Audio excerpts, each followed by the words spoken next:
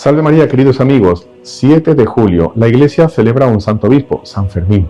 Pero para los heraldos del Evangelio, la fecha del 7 de julio es una fecha muy importante.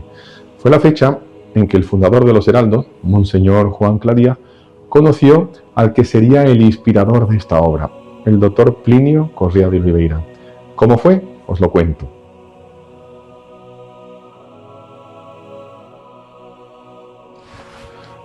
Por aquel entonces el doctor Plinio daba clases en la Pontificia Universidad Católica de San Pablo y allí tenía un alumno muy aventajado que prestaba muchísima atención en toda la materia que el doctor Plinio explicaba sobre la revolución y la contrarrevolución y en la visión arquitectónica de esa lucha en lo que es la historia del hombre, la teología de la historia. Cuando este señor se gradúa será profesor y este señor tenía una atracción muy buena con los jóvenes, tanto es así que él después invitaba a círculos de estudios y después esos muchachos los llevaba a conocer lo que era la Orden Tercera del Carmen, de la cual el doctor Plinio era maestro de novicios. Bueno, cuando este señor se gradúa, empieza a ser profesor en un instituto, en el Instituto Roosevelt, donde don Juan era su alumno, y allí empezó a entablar una amistad no solo de profesor-alumno, sino de interés por conocer las verdades de la fe católica.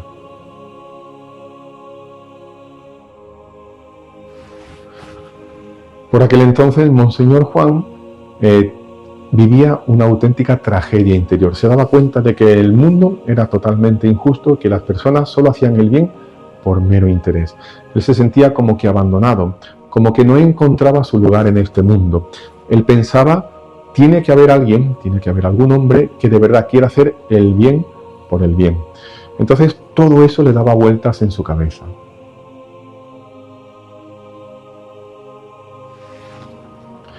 Y él en su interior, ¿no?, se daba cuenta, por una gracia toda particular, de que debía existir un hombre que fuera íntegro, un hombre que quisiera hacer el bien por el bien y que quisiera dar su vida por la Iglesia. Ese será el germen de lo que la providencia ponía en el corazón de Monseñor Juan para después conocer al doctor Plinio.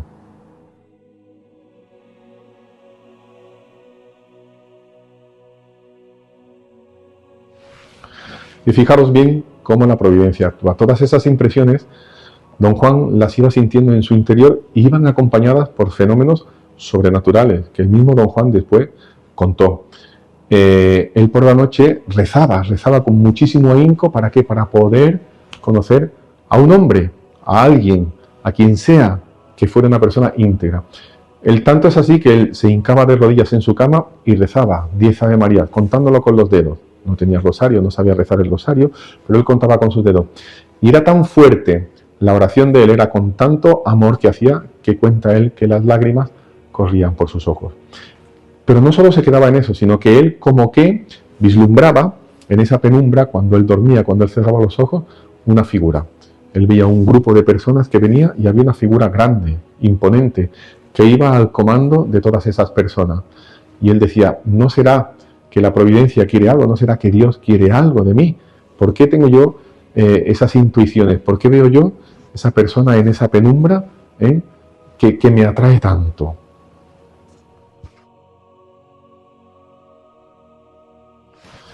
Estas como que visiones se repitieron durante casi 2 años. Don Juan decía que él nunca llegaba a discernir lo que era la fisonomía de la persona, sino que siempre se veía en una penumbra. Fue en ese momento, como ya comenté antes, que él entra en el colegio Roosevelt. Y él tenía una serie de problemas porque él quería defender lo que para él era la verdad de la fe. Y en su casa, con sus primos y tal, él defendía la existencia del infierno. Y los primos y algunos amigos decían que no, que eso era una bobada, que eso son, bueno, pues cosas que la Iglesia ha inventado para asustar a la gente. Don Juan todavía no tenía una formación firme en lo que es la fe y los dogmas de la Iglesia y no sabía cómo defender y cómo sustentar la existencia del infierno. De tal modo que se quedó con eso en la cabeza y él buscaba el argumento para poder combatir con sus primos y enseñarles la verdad de nuestra fe.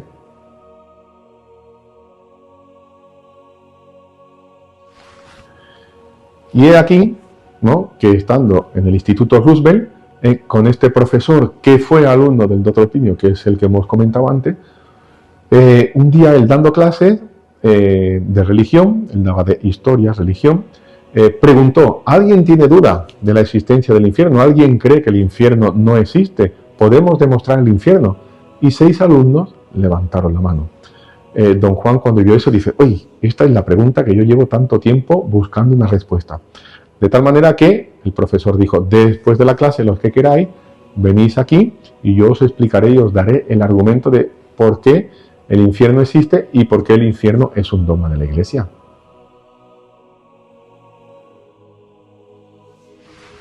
Entonces don Juan se quedó encantadísimo con la argumentación que le había dado, demostrando la existencia del infierno y por qué el infierno existe y es un dogma de fe.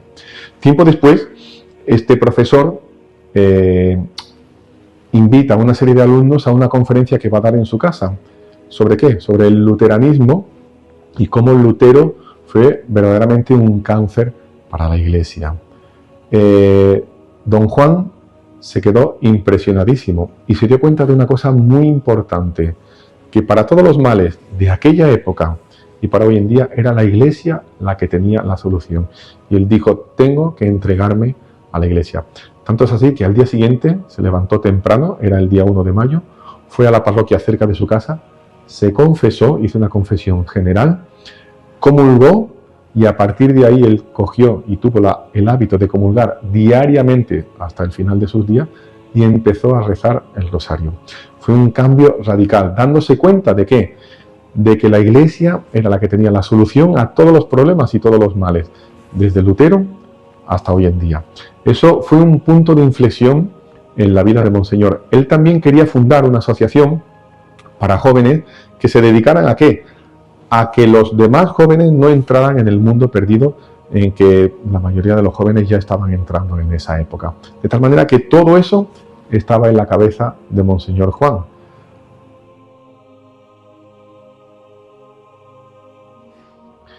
Ese era el hombre que don Juan decía va a conquistar el mundo y al cual yo tengo que entregarme como vasallo, como discípulo de él. Yo no tengo ya que fundar ninguna asociación, no tengo nada, porque lo único que tengo que hacer es seguir a este hombre. Bueno, don Juan se quedó tan impresionado que se paró en la puerta de la basílica, terminó toda la ceremonia y se paró allí en la puerta como que todavía en un sueño, en una nube. Estaba esperando a que saliera el profesor que le había invitado. Pero ¿cuál no es su sorpresa? Que desde el fondo del pasillo ve una figura grande, robusta, fuerte, que viene por el pasillo. Él lo ve a contraluz. Don Juan dice, este es el hombre que he visto antes. Este es don Plinio, del cual ya me han hablado. Bueno, seguramente girará y irá por otro sitio y ya está, y ahí queda la cosa. Pero esa sombra se acercaba cada vez más, se acercaba hasta que lo vio y lo tuvo delante de sí. Mayor sorpresa todavía cuando don Plinio le dice, así que tú eres Juan. Don Juan se quedó totalmente encantadísimo, ¿no? Con esa presentación y viendo la fuerza y la fisonomía que el doctor Plinio emanaba de fidelidad, de fuerza, de entrega y sobre todo de querer hacer el bien a los demás. Pues sí, yo soy Juan. Ah, así que tú eres el alumno del colegio Roosevelt, del profesor, del que me ha hablado tanto. Don Juan se quedó, totalmente alucinado. Dice, pues bueno, sí, pues ese soy yo. Dice, pues nada, yo soy Plinio Correa de Oliveira, encantado, y le dio la mano, un apretón de mano. Y bueno, ¿y tú qué estudias? Ahí don Juan empezó a explicarle, ¿qué es lo que más te gusta? Ah, pues a mí me gusta más esto, aquello y cual. Y mientras tanto, el doctor Plinio analizaba a don Juan y don Juan analizaba al doctor Plinio. Desde ese momento, esas dos miradas se cruzaron y hubo una sintonía perfecta, una sintonía de amor y de darse cuenta de que el uno estaba hecho para el otro y que entre los dos debían fundar algo para el bien y el pro de la Iglesia. El doctor Plinio se despidió con un fuerte Salve María y un apretón de mano, al cual don Juan correspondió, pues bueno, en la nube en que él estaba. Don Juan tendría 15 años por esa época. Ese fue el contacto que el doctor Plinio tuvo con don Juan, el contacto que don Juan tuvo con el doctor Plinio, ese primer encuentro que sería ese punto de partida de lo que hoy son los heraldos del Evangelio. El doctor Plinio con esa fidelidad, con esa entrega, con esa gallardía, con ese deseo de lucha y de hacer bien a las almas, por el bien de las almas y en pro de la Iglesia, y ese anhelo que tenía Monseñor Juan de buscar a una persona que fuera íntegra, que fuera desinteresada y que fuera capaz de dar su vida por la Iglesia y por los demás. Y en esa conjunción después nacerán lo que hoy somos los heraldos del Evangelio.